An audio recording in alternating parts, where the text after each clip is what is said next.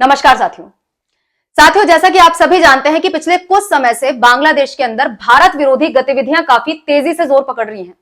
बांग्लादेश में लगातार हिंदुओं को टारगेट किया जा रहा है, हिंदू माइनॉरिटीज को टारगेट किया जा रहा है, खुलेआम हिंदुओं की हत्याएं की जा रही है। इसके साथ ही बांग्लादेश की अंतरिम सरकार के मुखिया भारत की विरोधी देशों के साथ, भारत के दुश्मन देशों के साथ अपने संबंधों को लगातार मजबूत कर रहे हैं, चाहे वो पाकिस्तान हो, चाहे वो तुर्की हो, चाहे वो अजरबैजान हो। बांग्लादेश के अंदर कट्टरपंथ को बढ़ावा दिया जा रहा है। इसके साथ ही बांग्लादेश के जो अंतरिम सरकार के मुखिया है चीन की यात्रा करते हैं। चीन में जाकर भारत की 7 सिस्टर के खिलाफ विवादित बयान इनके द्वारा दिया जाता है। मतलब इतने सारे काम ये कर रहे हैं तो भारत के लोग भारत की सरकार से काफी समय से पूछ रहे थे कि हम क्यों चुप बैठे हैं। बांग्लादेश हमें इस प्रकार से आंखें दिखा रहा है, हमें इस प्रकार प्रताड़ित कर रहा है एक तरीके से, और हम बांग्लादेश को जवाब क्यों नहीं देते, इसको सबक क्यों नहीं सिखाते। तो अब भारत के द्वारा बांग्लादेश को सबक सिखाने का निर्णय लिया जा चुका है। बांग्लादेश की इकोनॉमी की जड़ पर प्रहार भारत के द्वारा किया जा रहा है। फिलहाल के लिए बांग्लादेश की टेक्सटाइल इंडस्ट्री काफी बड़े संकट से गुजर रही है, काफी बड़ी मुसीबत से गुजर रही है, और इसका एक कारण है भारत से एक्सपोर्ट किया जाने वाला यार्न, भारत से एक्सपोर्ट किया जाने वाला रॉ मटेरियल धागा, जो कि ड्यूटी फ्री तरीके से बांग्लादेश को एक्सपोर्ट किया जाता है। और फिलहाल के लिए बांग्लादेश की जो टेक्सटाइल वर्कर्स है, टेक्सटाइल इंडस्ट्रीज हैं, वो इस चीज की डिमांड कर रही है कि भारत से जो लगातार कच्चा माल आयात किया जा रहा है वो भी ड्यूटी फ्री, इसकी वजह से बांग्लादेश की टेक्सटाइल इंडस्ट्रीज काफी मुसीबत में है। तो इन सभी चीजों की चर्चा हम करने वाले हैं आज के सेशन में कि किस प्रकार से बांग्लादेश की जड़ पर प्रहार भारत के द्वारा किया गया और बांग्लादेश को काफी लंबे समय तक नुकसान इससे होने वाला है। और फिलहाल के लिए जो ईयू के साथ हमारी ट्रेड डील हुई है उसके द्वारा भारत ने एक तीर से 2 निशाने मारे हैं। उस डील की वजह से भी कहीं ना कहीं अप्रत्यक्ष तौर पर बांग्लादेश को काफी ज्यादा नुकसान होने वाला है। तो सभी चीजों की चर्चा की शुरुआत करते हैं। मेरा नाम है चारू गुप्ता और मैं स्वागत करती हूं आप सभी का चारू एजुकेट्स पर। तो दोस्तों, सेशन में आगे बढ़े उससे पहले आप लोगों से एक रिक्वेस्ट, यदि चैनल पर नए हैं तो सब्सक्राइब जरूर से कर लें, बेल आइकन को प्रेस कर दें, नोटिफिकेशन आपके पास तुरंत से पहुंच जाएगा। इसके अलावा वीडियोस अच्छी लगती है तो लाइक और शेयर भी कर दें। और इंडियन गवर्नमेंट के इस मूव पर, बांग्लादेश की सिचुएशन पर आप लोगों का क्या कहना है, अपनी राय कमेंट बॉक्स में जरूर से बता के जाइएगा। आते हैं आज के मुद्दे पर।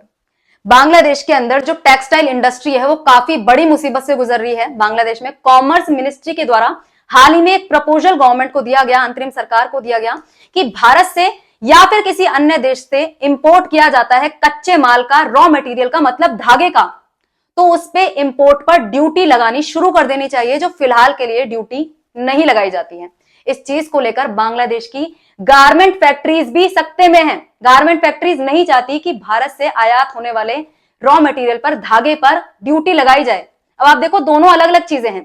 टेक्सटाइल अलग है, गारमेंट्स अलग है। टेक्सटाइल मतलब रॉ मटेरियल, मतलब कि धागा, जो कि भारत के द्वारा निर्यात किया जाता है बांग्लादेश को, और बांग्लादेश के द्वारा उसे फिनिश्ड गुड में तब्दील करके उससे एक गारमेंट बनाकर उसको कपड़े के अंदर निर्मित करके अमेरिका और ईयू जैसे बड़े बड़े मार्केट्स के अंदर ज्यादा कीमत पर बेचा जाता है। तो फिलहाल के लिए गारमेंट फैक्ट्रीज के द्वारा भी इनका विरोध किया जा रहा है, लेकिन टेक्सटाइल इंडस्ट्री जो कि कच्चे माल से संबंधित है, धागे से संबंधित है, वो नहीं चाहती कि भारत से कच्चा माल यहाँ पे भेजा जाए, भारत से धागा ड्यूटी फ्री यहाँ पर भेजा जाए, क्योंकि इनका कहना है कि बांग्लादेश के अंदर आने वाला सस्ता धागा घरेलू बाजारों के अंदर भर चुका है और बांग्लादेश में इस वक्त 12,000 करोड़ रुपए से अधिक का धागा एज इट इज पड़ा हुआ है, वो बिका भी नहीं है, केवल भारत से भेजा जाता है, सस्ता पड़ता है, इसलिए उसको भर भर कर मार्केट के अंदर रख लिया गया है। और जो टेक्सटाइल इंडस्ट्री है, जो बांग्लादेश के अंदर जो धागा निर्मित करने वाली जो इंडस्ट्रीज है, उनको भारी मात्रा में नुकसान इस सस्ते धागे की वजह से हो रहा है, जो कि भारत से एक्सपोर्ट किया जाता है। और इस चीज को लेकर देखो, इतना बवाल किसने मचा हुआ है, क्योंकि बांग्लादेश के अंदर जो इंडस्ट्री है ना, काफी बड़ा पार्ट रखती है। गारमेंट इंडस्ट्री की जहां तक बात है, बांग्लादेश की टोटल जीडीपी का 11 से 13% हिस्सा इसके द्वारा बनाया जाता है।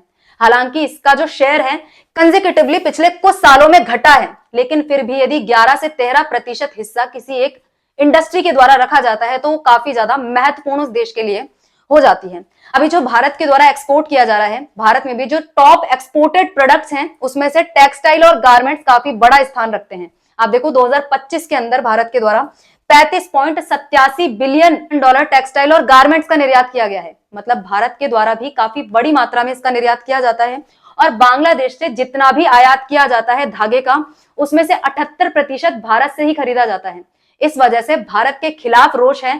कहा जा रहा है कि भारत से जो ड्यूटी फ्री इंपोर्ट होता है उस पर कहीं ना कहीं रोक लगाई जाए। 78% धागा भारत से आता है, जिसकी वैल्यू की यदि आप बात करोगे 70 करोड़ किलोग्राम धागा भारत से इंपोर्ट हो रहा है, जिसकी वैल्यू $2 अरब के करीब है। इसलिए इनका कहना है कि भारत से खरीदा जाने वाला जो धागा है उस पर ड्यूटी लगानी शुरू की जाए, जिससे कि बांग्लादेश की इंडस्ट्रीज को फायदा हो। वहीं जैसा कि मैंने आपको बताया, दूसरी तरफ जो गारमेंट निर्यातक है वो इस बात का सपोर्ट नहीं करते, वो टेक्सटाइल इंडस्ट्रीज की इस मांग को सपोर्ट नहीं करते, क्योंकि भारत से जो धागा दिया जाता है वो सस्ता भी होता है और अच्छी क्वालिटी का भी होता है, और बांग्लादेश के अंदर जो धागा निर्मित होता है उसकी क्वालिटी भी अच्छी नहीं होती, वो महंगा भी ज्यादा पड़ता है, जिसकी वजह से बांग्लादेश की एपरल फैक्ट्रीज को नुकसान उठाना पड़ता है। बांग्लादेश की गारमेंट फैक्ट्रीज को, जो कि फिनिश गुड बनाते हैं, उनको नुकसान उठाना पड़ता है। अब बांग्लादेश की टेक्सटाइल इंडस्ट्रीज की जहां तक बात है, टेक्सटाइल एक्सपोर्ट्स की जहां तक बात है, बांग्लादेश दूसरे नंबर पर आता है पूरे विश्व में। चाइना सबसे बड़ा निर्यातक है टेक्सटाइल का, उसके बाद बांग्लादेश का $57.7 बिलियन के साथ दूसरे नंबर पे स्थान आता है। वहीं गारमेंट फैक्ट्रीज की भी बात कर लो, मतलब गारमेंट एक्सपोर्ट की भी बात कर लो, तो उसमें भी बांग्लादेश दूसरे नंबर पर है। पहले नंबर पर चाइना, दूसरे नंबर पर बांग्लादेश। मतलब चाहे वो कच्चा माल हो चाहे वो फिनिश्ड गुड हो, बांग्लादेश दोनों में ही दूसरे नंबर पर आ रहा है पूरे विश्व के अंदर। तो बांग्लादेश के लिए ये इंडस्ट्री काफी इंपॉर्टेंट हो जाती है।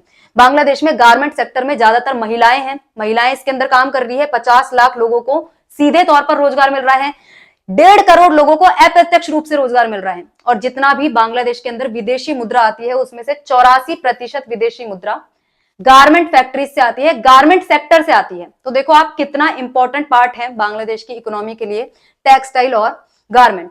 अब गारमेंट फैक्ट्रीज को ड्यूटी फ्री इंपोर्ट की सुविधा मिलती है। जैसा कि मैंने आपको बताया कि जो फिनिश्ड गुड निर्मित करते हैं, फिनिश्ड गुड्स का निर्माण करते हैं, उनको यदि कच्चा मटेरियल चाहिए, धागा चाहिए, तो वो ड्यूटी फ्री खरीद सकते हैं। लेकिन उनको ये ड्यूटी फ्री तभी मिलेगा जब इनके द्वारा फिनिश्ड गुड्स का एक्सपोर्ट किया जाए।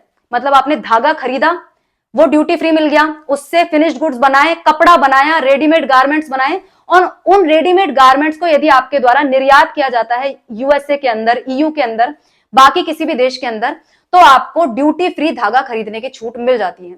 तो गारमेंट फैक्ट्रीज को इससे काफी ज्यादा फायदा होता है, क्योंकि भारत से सस्ता और अच्छी क्वालिटी का धागा इनको मिलता है। इस वजह से इस निर्णय को ये अपोज कर रहे हैं, और इनके द्वारा काफी बड़ी बड़ी ब्रांड्स के लिए जो फिनिश गुड्स हैं वो बेचे जाते हैं। आप देखो कि यूरोप की, अमेरिका की काफी बड़ी बड़ी कंपनीज हैं, काफी बड़े बड़े ब्रांड्स हैं, जैसे अमेरिकन ब्रांड्स है, रॉल्फ लॉरेन है, कैल्विन क्लाइन है, हिलफिंगर है, इसके अलावा स्वीडन की H&M है, इटली की जॉर्जियो है, अरमानी है, जर्मनी की ह्यूगो बोस है, स्पेन की जारा है। इनके द्वारा ये कपड़ा खरीदा जाता है और फिर अपने ब्रांड का ठप्पा लगाकर ये उसको और भी ज्यादा भारी कीमतों पर बेचती हैं। मतलब कि बांग्लादेश से जो फिनिश्ड गुड बेचे जा रहे हैं वो इनके लिए रॉ मटेरियल हो जाते हैं, उनको अपने हिसाब से डिजाइन करके अपनी ब्रांड का ठप्पा लगाकर ये भारी कीमतों पर बेचते हैं। अब रॉ मटेरियल के लिए भारत और बांग्लादेश के बीच में एक तरीके से आप कह सकते हो लड़ाई हो रही है, लेकिन असली फायदा जो उठाने वाले हैं बड़े बड़े देश हैं, बड़े बड़े ब्रांड्स हैं। खैर, आते हैं भारत और बांग्लादेश के ऊपर। बांग्लादेश दुनिया का सबसे बड़ा कपड़ा निर्यातक है, चीन के बाद दूसरे नंबर पे बांग्लादेश का ही नंबर आता है, जैसा कि हम ऑलरेडी डिस्कस कर चुके हैं। अब देखो बांग्लादेश जितना भी निर्यात करता है ना, अब हम बात करते हैं भारत और यूरोपियन यूनियन की डील ने किस प्रकार से बांग्लादेश को नुकसान पहुंचाया है। जरा ध्यान से समझिएगा। बांग्लादेश के अंदर जितना भी निर्यात गारमेंट्स का किया जाता है उसमें से ईयू को किया जाता है $19.37 बिलियन, लगभग 8 से 10% का ये हिस्सा रहता है। जितना भी बांग्लादेश निर्यात करता है उसमें से 10% ईयू को किया जाता है, यूरोपियन यूनियन को किया जाता है। अब आप सभी को पता है भारत के साथ यूरोपियन यूनियन की अभी क्या हुई है, मेगा ट्रेड डील हुई है, मदर ऑफ ऑल डील्स जिसे कहा जा रहा है। और इस डील के अंदर भारत और यूरोपियन यूनियन ने डिसाइड किया है कि जितना भी कपड़ा भारत की तरफ से जाएगा उस पे 0 ड्यूटी रहेगी, 100% टैरिफ लेस रहेगा। मतलब भारत की तरफ से जो भी कपड़ा अब ईयू के अंदर भेजा जाएगा वो काफी सस्ता पड़ेगा, कंपेटिटिव हो जाएगा। वहीं दूसरी तरफ जो बांग्लादेश के द्वारा ईयू को निर्यात किया जा रहा था वो कहीं ना कहीं कंपेटिटिव हो जाएगा, उसको बड़ा हिट मिलने वाला है, क्योंकि भारत का कपड़ा अब 100% ड्यूटी फ्री यूरोप के अंदर जाने वाला है। और दूसरी तरफ यदि बांग्लादेश के अंदर इस प्रकार की जो डिमांड टेक्सटाइल इंडस्ट्री के द्वारा की जा रही है कि भारत के ऊपर ड्यूटीज लगाओ, तो यहाँ पे भारत के द्वारा जो भेजा जाने वाला कच्चा माल है वो भी बांग्लादेश के अंदर महंगा हो जाएगा। और फाइनली जो फिनिश्ड गुड बांग्लादेश के अंदर तैयार किए जाएंगे वो और भी महंगे हो जाएंगे।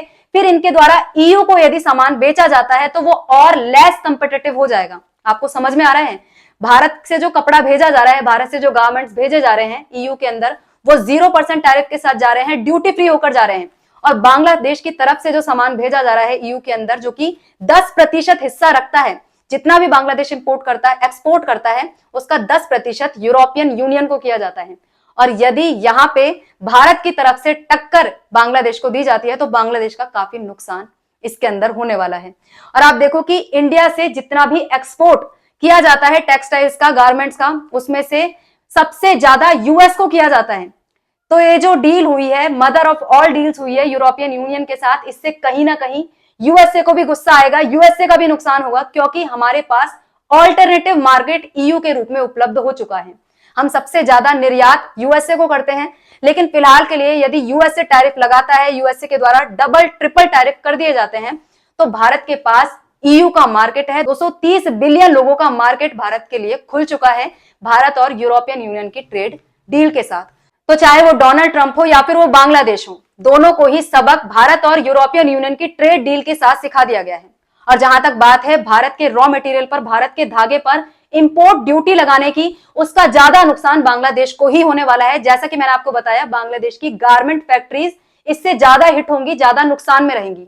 और दूसरी सबसे अच्छी चीज ये, यदि इस प्रकार का डिसीजन लिया भी जाता है बांग्लादेश के द्वारा, उससे इंडिया की टेक्सटाइल इंडस्ट्री को भी फायदा होने वाला है। यदि बांग्लादेश में हमारा धागा जाना बंद हो जाता है, वहां पे महंगा हो जाता है, तो पहली चीज तो इंडिया की गारमेंट इंडस्ट्री को फायदा होगा, उनको अपने देश का कच्चा माल सस्ती कीमतों पर मिलेगा, क्योंकि वो बांग्लादेश के अंदर नहीं जा रहा है। दूसरी चीज, यदि बांग्लादेश के अंदर स्पिनिंग यूनिट्स बंद हो जाती है, स्पिनिंग मिल्स बंद हो जाती है, तो भारत की textile mills, textile industry, Bharat की स्पिनिंग यूनिट्स उस काम को भुना सकती है, वो काम भारत के अंदर किया जाएगा। तो दोनों तरफ से भारत का फायदा ही है। थोड़ी यदि हिट मिलता भी है तो उसको भारत झेल लेगा। अमेरिका के टैरिफ झेल रहे हैं, तो ये क्या चीज है? तो यहाँ पे कहीं ना कहीं इस डिसीजन का इंपैक्ट भारत पर नेगेटिवली ना होकर पॉजिटिव ही होगा, और इसका ज्यादा नेगेटिव इंपैक्ट बांग्लादेश को ही झेलना पड़ेगा। लेकिन ये इन लोगों को समझ में नहीं आता। भारत विरोधी जो भावना बांग्लादेश के अंदर चल रही है, उसकी लहर के अंदर ये चाह रहे हैं कि भारत के ऊपर इंपोर्ट टैरिफ लगा दिया जाए, इंपोर्ट ड्यूटी लगा दिया जाए।